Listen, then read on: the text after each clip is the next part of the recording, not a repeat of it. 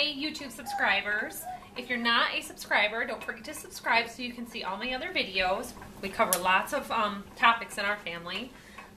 Today I'm making homemade lip balm. Some people call it chapstick, which is obviously the brand name, or lip chap.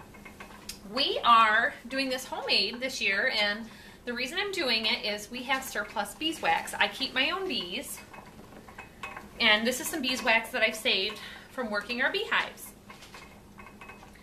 This isn't a product that you want to give to anybody who is allergic to honey, because honey is on the beeswax regardless, because that's where it all comes from. So we're doing 1 part beeswax, 2 parts coconut oil, and you can use shea butter or cocoa butter, 2 parts of that. For mine, for added moisturizing and protecting, I'm adding a drop or 2 of vitamin E oil. You can scent this with an essential oil if you like.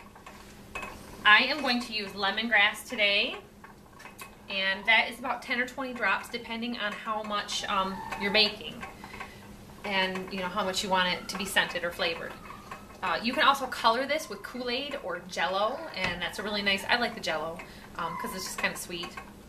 You don't want to make it bitter, and I think that Kool-Aid will make it a little bit bitter. These small containers are available online, or you can get the tubes. These come with the lids, and sometimes you can get them with a label also. And you need to be able to fill them also, so a nice little dropper. This holds a good amount, 5 milliliters. Got this with the Tylenol for the kids. In my setup here, I have a very small mason jar sitting in a pan, and there's water in the bottom of my pan, and I put all my ingredients in here. The beeswax is one of the slower melting of the 3 ingredients, so I put that in first, and then I put everything else in together, and I just have a little wooden skewer here to melt it and mix it. Now I'm all liquefied and melted. It can cool kind of quickly, so you want to leave it in the pan so that it can stay warm. You can take it off the stove if necessary, but you want to be able to keep it warm. So caution also that this is going to be hot. So a turkey baster may work a little bit better than a dropper. A glass eye dropper may work. So we're just going to try it this way.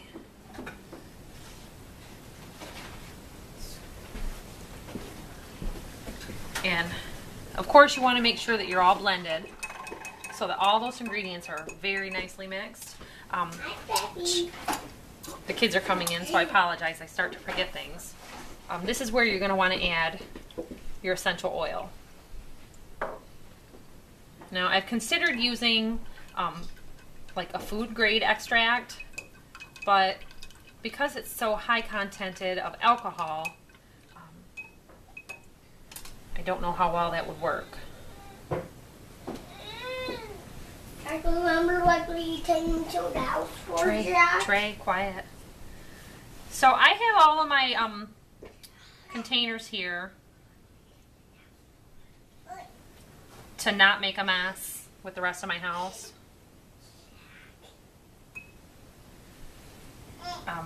In this porcelain pan or ceramic pan. You're going to want to protect your surfaces just to make sure that you're not making a mess anywhere. And of course this will harden after it cools a little bit, so you may want to come back and add a little more to it after about 2 minutes.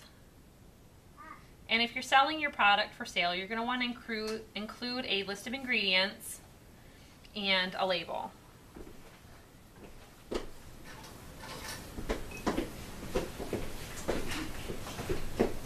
I was actually just at Michael's this afternoon, and they have a lot of really nice labels for that. So this is the gist of it. You can see here how we're going, but you get a beautiful yellow color from the beeswax. So you can see here we've got just a pile of other products. You get to see the rest of my messy kitchen.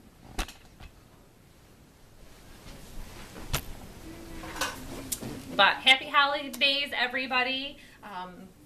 whether you're Christian or Jewish or you're celebrating Kwanzaa, just happy holidays to everybody and your family.